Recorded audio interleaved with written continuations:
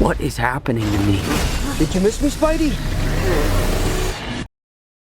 Something is happening to Peter Parker's body, and it isn't a superpower. In the new trailer, his eyes go black, his skin stops obeying him, and he starts producing something no version of this Spider-Man has ever had. Marvel has done this to Peter twice before in the comics. Both times, it nearly killed him. Both times, something else came out the other side. Peter Parker is falling apart. Not metaphorically, physically.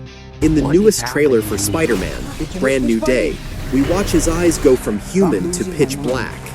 We watch webbing shoot from his wrists without a mechanical shooter in sight.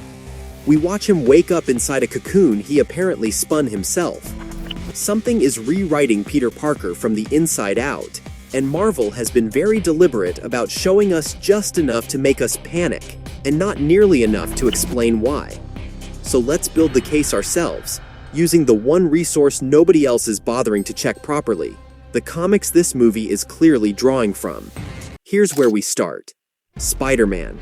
Brand New Day picks up 4 years after No Way Home, where Peter erased himself from the memory of everyone he loves.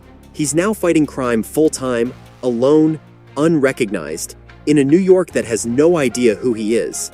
According to the film's own synopsis, that isolation and the pressure of being Spider-Man around the clock is what triggers a physical evolution he may not have the power to control. That's not marketing flourish, that's the plot.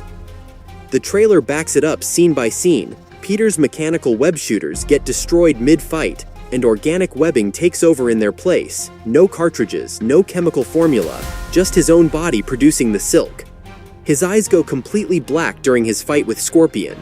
There's a diagnostic scan of his physiology in the footage, like someone, probably Bruce Banner, who Peter visits and half-jokingly asks whether he's found a way to suppress mutated DNA. Is trying to figure out what's happening to him before it goes further. And the trailer's narration leans hard into the idea that this is a natural process, not an accident. It describes spiders passing through distinct life stages, and the vulnerable gap between them ending in something the film explicitly frames as a rebirth.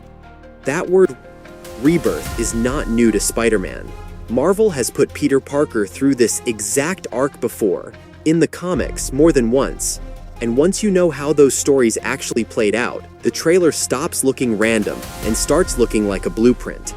The first time was in the mid-2000s, in a storyline that introduced a villain literally called the Queen.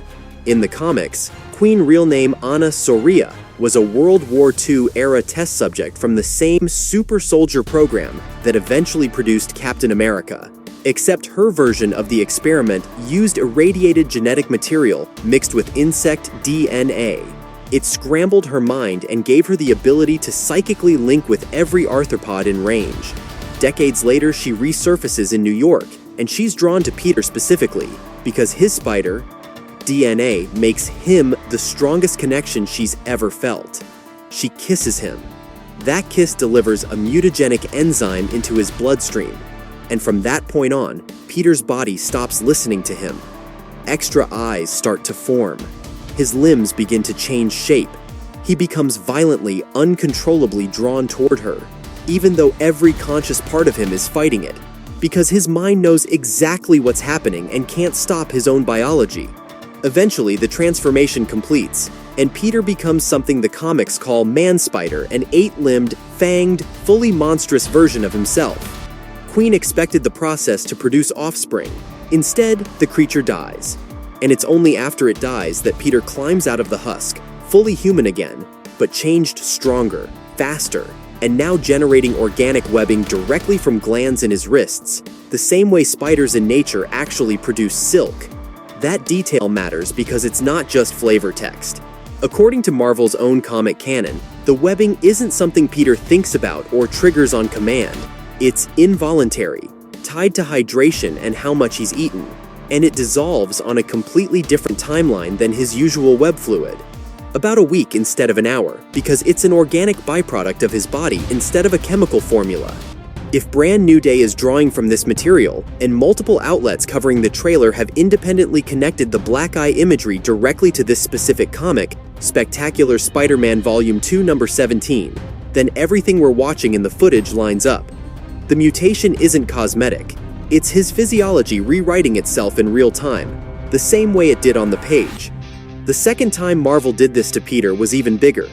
In a 2005 to 2006 crossover event called The Other, Peter is effectively killed, his powers deteriorate, his body starts failing, and he's told by a cosmic entity that he's dying because he's clinging too hard to the human part of himself. The entity offers him a choice: let go of that resistance and come back as something more spider than man. Peter accepts, he dies, and he's reborn with an upgraded set of powers, including, once again, organic webbing, along with enhanced strength, a fully awakened set of senses and abilities he'd never had before. Multiple entertainment outlets covering the Brand New Day trailer have pointed to this exact storyline as the more likely template, since it fits the rebirth language in the trailer's own narration far more cleanly than a literal supernatural seduction plot would. Either way, Queen or the Other, the mechanism is the same. Peter's transformation isn't something being done to him by an external weapon.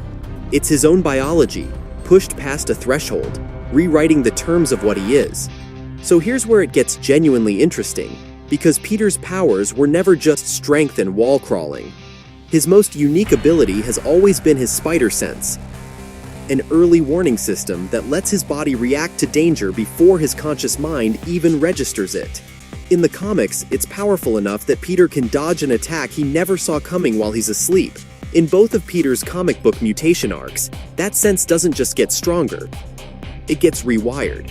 His awareness stops being limited to physical threats and starts extending into something closer to a psychic link with every insect and arachnid around him. He can sense what they sense.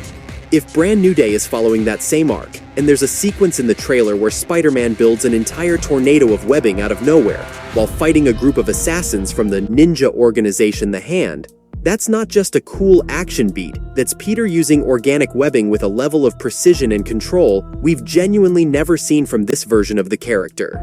It looks less like someone improvising and more like someone who finally knows exactly what his own body can do. Which brings us to the actual mystery of this movie. Who or what is causing all of this? The internet's leading theory points to Sadie Sink, whose casting has been widely reported as Jean Grey, appearing here in a version disconnected from the X-Men, on the run, with the ability to seemingly speak through random New Yorkers across the city. That's a huge X-Men name to drop into a Spider-Man movie, and if it's accurate, it raises an obvious question. Does Jean Grey's telepathy explain what's happening to Peter? Almost certainly not, and here's the specific detail that gives it away. In the footage, Spider-Man fights the villain Scorpion, and at one point, Peter calls him out by name, and Scorpion himself seems confused, like the accusation doesn't fully land. That's the kind of moment writers use to plant a very specific idea, that Scorpion isn't fully in control of his own actions either. Telepathy alone doesn't explain a physical mutation like Peter's. Something else appears to be moving through multiple bodies across this film, including, potentially, villains we assume are acting on their own. If that's true, then Jean Grey isn't the threat. She may be a target too, or even an ally. The real antagonist of Brand New Day might be something the marketing hasn't shown us on purpose, precisely because revealing it would explain too much, too early. We won't know for certain until July 31st. But between the trailer's own visual language and nearly 2 decades of Marvel Comics precedent, the pieces line up cleanly enough that this doesn't feel like speculation anymore. It feels like a pattern. Peter Parker's body has broken down and rebuilt itself before. Both times, something walked out the other side stronger than what walked in. The only real question left is what or who is pushing him toward that threshold this time, and whether Peter gets a say in what he becomes. If this theory holds, Brand New Day isn't just a soft reboot. It's the most comic-accurate transformation this version of Spider-Man has ever gone through. We'll know for sure on July 31st. Until then, subscribe, because we'll be breaking down every new trailer frame by frame. See you in the next one.